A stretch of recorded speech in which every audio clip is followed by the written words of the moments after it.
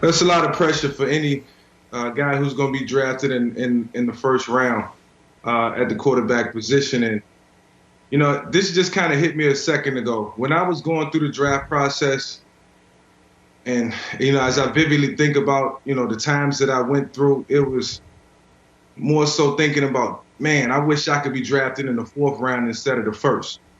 Because as we went through that process and I started to see the mountain that I had to climb, I started to doubt myself. I started to look at it as if I just went through a stellar college career and put everything, out on the table. I laid everything on the line. Now I have to really take another franchise who hasn't been winning and turn it into a winning tradition somehow, some way. And then I started to look at it, like, how do I get through this? I got to look at it in 3-year increments because I had no mentor. I had nobody who could tell me how the process was going to go. Now these guys have life coaches. They got position coaches, and it's an easier transition. So I just looked at it in 3-year increments. Year 1, show some promise. Year 2, playoffs without a doubt. Year 3, try to continue to take it there. And, years 4, 5, and 6, you continue to ascend and try to take it further. So, I just looked at the immense amount of pressure that I had to deal with before I even stepped on the field. And I took it with a grain of salt. And I realized that, without success in the first 3 years, there won't be another increment. And, I focused on that. But the pressure of taking a franchise that hasn't won a lot of games and putting them in a position where they win games and, they're highly recognized, it's on your shoulders. Guys like Matt Ryan and Joe Flacco, Ben Roethlisberger, didn't make it any easier as they made the playoffs in their rookie years respectively. So that's the pressure that all these guys are facing, not just Trevor Lawrence, but going through the college ranks and playing on that level of competition should help them weather the storm in their first 3 years, hopefully. And Mike, that's the problem. You got a guy like Trevor Lawrence. I mean, even yourself, you go through your story, but we see guys like y'all, and we say, you know what? This is the guy that's going to change the face of our franchise. And we put all the pressure on them. But the reality is it starts with ownership. It always starts at the top. Guys that comes in and have a successful career, they have strong leadership at the top. They have stability at management. They have defense, or at least a capable defense. They have guys around them. It takes more than one guy to get the job done.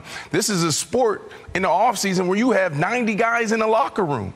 You're talking about a support staff of 100 people pouring into the team every single day, from athletic trainers to physical therapists to doctors to the grounds crew. Everybody playing their role so the team can be successful. But we want to put it on one man's shoulder, and that's not the reality. But if we're going to look at the quarterback position and say, what's the most important thing that they need? You got to start with the offensive coordinator. So when you think about the guy they brought in, Darrell Bevell, you got to see if he's capable first. Like, this guy can come in, and if he's not in the right situation, he'll never be successful. Darrell Bevell, tell me the last time you guys remember him having a phenomenal offense. Seattle? No. I mean, you had Russell Wilson, and he was there, 2011 and 2017, but it was that Legion of Boom. And Russell Wilson, 2 minutes left, Russ, go cook. Go make it happen for us. Minnesota, 06 to 10, I believe? No. Detroit Lions? No. So when you look at this, you really got to start with, the pitcher around him. But if we're going to hone in on one thing, it starts with that offensive coordinator. If you're not in an offense that's capable, that makes sense, that teaches the quarterback how to go through the progressions, they will never survive. They will look terrible, and everybody's going to be calling them a bust. But then if they were put in the right situation, they could have thrived. Hey, Mike, how did you deal with, let's say, losing or not having immediate success with the Falcons? Because Trevor Lawrence and Urban Meyer have been wildly successful. We got the stats from Dusty. Trevor Lawrence was 34-2 at Clemson, 52-2 in high school. So he's lost 4 games since he was, 15 years old. That might happen in the first 4 weeks next, when he gets drafted. So what recommendation or advice do you have to Trevor Lawrence for dealing with the ups and downs of the NFL season? Well, first and foremost, expect to lose some games. You're not walking into the ideal situation where you got a number one receiver, you got a top 10 defense, you have a proven offensive coordinator, or you have a proven team in general. Expect to lose some games. Expect to have thick skin. The one thing that he should be proud of right now is that it's not the city of Philadelphia, one of these hardcore teams who just burrow down on their quarterbacks and not even give you a chance. It's the Jacksonville Jaguars, and they've struggled over the last, couple of years. And, they should be ecstatic now that they have their guy, and they have a guy that they can build around. But expect things not to go the way you expect them to go in the beginning, and continue to fight for what you're looking for, and that's winning, and that's success on all the fours. And I think Trevor Lawrence has it in him.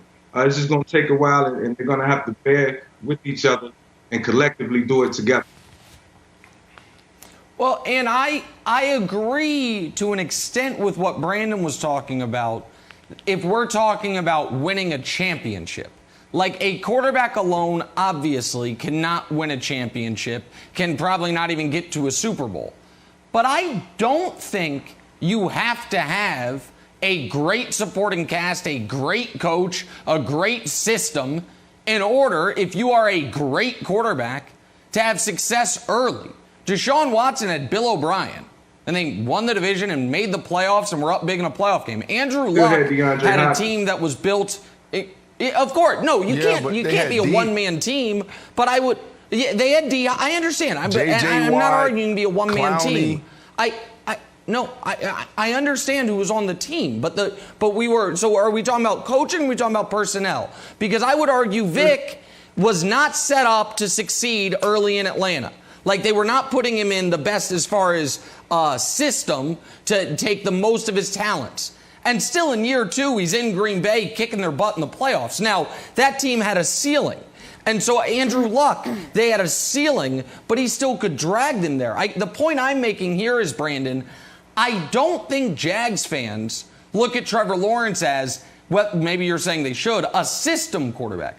They look at Trevor Lawrence as a franchise saver, and that he is going to raise their expectation to, by year two, winning 10 games. And then it is on the franchise to put the supporting pieces around him in order to compete for titles.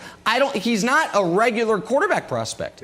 And I think that is how he's going to be viewed locally and nationally. And Mike, and correct me if I'm wrong here, Mike. I mean, you're the only one to play the quarterback position, but I feel like outside of quarterbacks like Mike Vick, you talk about guys like, Russell Wilson, guys who can actually get out of the pocket, make something happen. Everybody's a system quarterback. Like, if your offense isn't good, if it's just bad offense, you don't have a chance. I've been in systems where you got a skinny post. Skinny post, we're talking about universally, we only throw that versus one high. You see one safety in the middle field, Troy Polamalu. You have your X and you have your Z. You can throw the skinny post. I made my way down to Miami, and I had a coach tell me, hey, we're going to practice skinny posts versus cover two. So you mean to tell me that I'm about to run a 7-step post, and then I'm going to run straight to the safety, and I'm going to run right into Ed Reed. He's going to take my head off? It's just bad offense. And I've been around the league so long that if you aren't in a good offense, you don't have a chance no matter who you are. Now, there's an offensive lineman that can thrive. There's a running back that may be able to thrive and make something happen. But when you're talking about the quarterback position, man, it's tough. Now, both of you guys are making valid points, but here's the truth of the matter. Regardless of what, if you're drafted number one in the draft, regardless of what talent you have, regardless of what you look like, the prototype, you better win some games. Because the expectations are high. I just said it a second ago. Joe Flacco, Matt Ryan, they went to the playoffs in their first years, their rookie seasons. So the bar has been set tremendously high. Trevor Lawrence had a lot of success at Clemson. Jacksonville Jaguar fans are going to want to see everything that he put on display at Clemson. And it has to come out full force. And, if not, you highly scrutinize, and he'll continue to feel that pressure until he gives them what they want. So regardless of the coaches, regardless of the players around him, Trevor Lawrence is going to have to show promise regardless of what. And every other quarterback in this draft, when you drafted number 1, I took on that pressure of changing the face of the franchise, changing what we look like. Regardless of what, I had Sean Jefferson and Brian Finneran as my receivers in year 2. We went to Green Bay and we whipped them. Yep.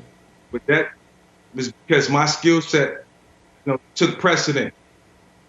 Everybody doesn't have that skill set. So yes, they're going to have the right coaching and the right players around them. That just comes along with the territory, and that happens in time. Thanks for watching. Subscribe here to get the latest from the show. Also, be sure to check out more of the best clips from First Things First, or go watch a few segments from our other shows on FS1.